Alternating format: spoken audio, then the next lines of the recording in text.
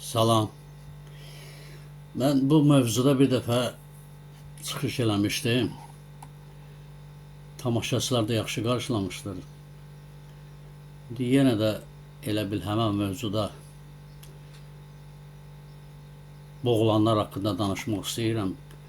Vallahi bir yandan bu iqtisadi problemlər, siyasi problemlər, bir yandan da hər gün eşitdiyimiz bu bədbəxt hadisələr insanlarda ürək köbəyi qoymayıb.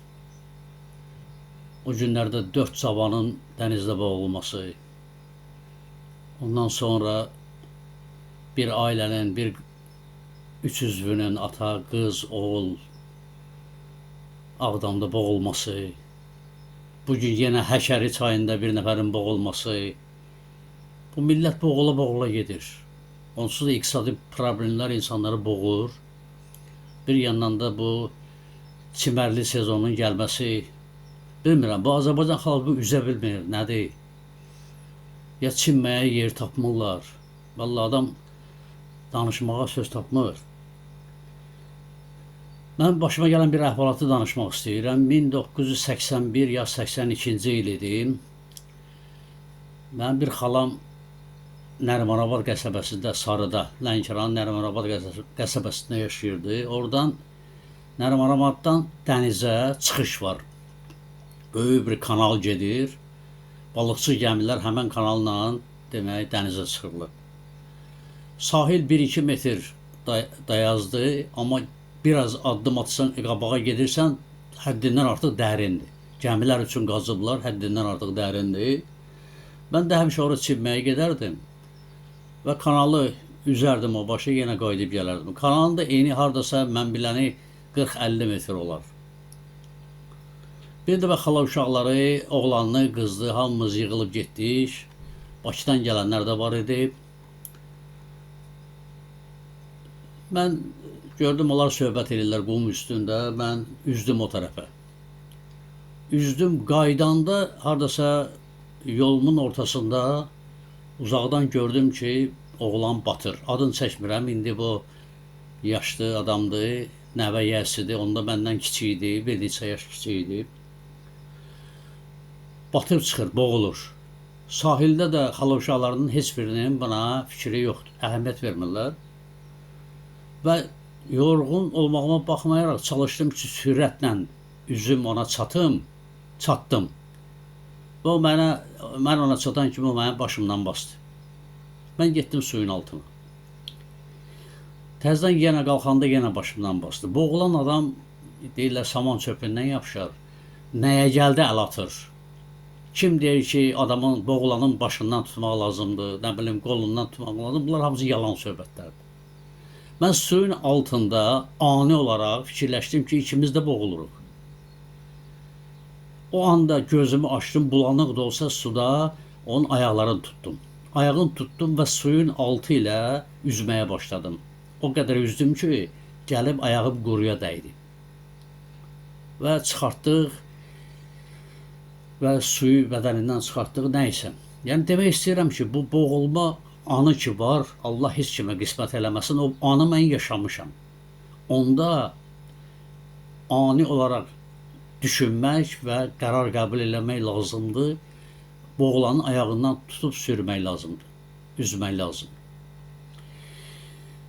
Bu son günlərdə baş vermiş bu dənizdə 4 cavan oğlanın ölümü, boğulması heç yadımdan çıxmır. Ümumiyyətlə Azərbaycanda bəlkə də boğulmaların sayı bəlkə də dünya səviyyəsini ötüb keçib. Mən belə bir əhvalat danışmışdım, onu yenə təkrar danışmaq istəyirəm. Mən cavanlığımda, tələbəliyimin əvvəllərində Sumqayıtda yaşayırdım. Vaxtım olanda dəniz kənarına gedirdim çimməyə, bu zavodlar tərəfə. Elə oldu ki, hər gün 1-2 o uşaq dənizdə batdı. Heç meydi də çıxmırdı üzə. Say çıxdı 7, 8, 10, bəlkə də çox idi. Artıq böyük bir faciə yaşanırdı Sumqayıtda. Və nəhayət ki, dalğıclar bir-bir meydləri çıxardıb sahiblərinə verirdilər, daha doğrusu satırdılar pulla və cavan uşaqlardan, ölənlərdən birinin valideyni baxmışdı ki, uşağın ayağında qandal izi var, dəmir izi var. Sonra o birilərinə baxdılar, gördülər onlarda da eynən dəmir izləri, qandal izləri var. Və dənizdə araşdırma apardılar, gördülər ki, dənizin dibində, dənizə dibinə batırılmış xeyli qandal var. Dalğıcılar nə edirdilər?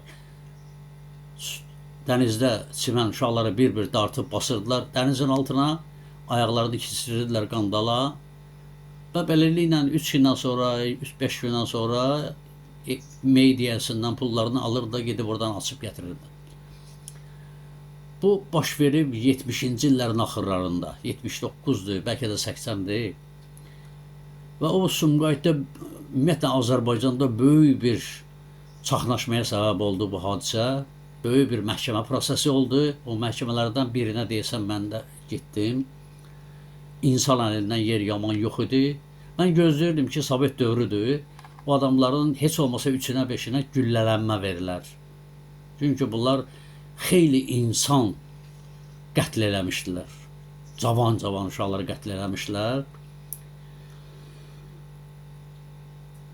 Amma çox təəssüf ki, yadımda qalan belədir. Deyəsən onların başçılarından 12 il, o birilərindən 7 il, 8 il, nə bilim nə qədər iş verdilər. Bura Azərbaycandır, yenə deyirəm. İnsan burada heç bir dəyərsiz bir əşyadır. Artıq insandan pul qazanmaq, insan meydindən, ölüsündən pul qazanmaq Azərbaycanda demək olar ki, adi bir haldır. Demək istəyirəm ki, hər yerdə, dənizin hər tərəfində özünüzü gözləyin. Tək-tək çinməyin, uzağa getməyin, çökəkli bildiyiniz yerlərə getməyin. Yəni, çox təhlükəlidir. Azərbaycanın hər yerində, dənizin hər tərəfində, yerində belə hadisələr ola bilər. Yəni, başınıza gələ bilər, Allah heç kimin başına gətirməsin. Mən bu hadisəni bir dəfə danışmışdım, yenə də yadıma düşdü. Allah eləsin ki, bu faciələr bir də təkrar olmasın. Belə, sağ olun.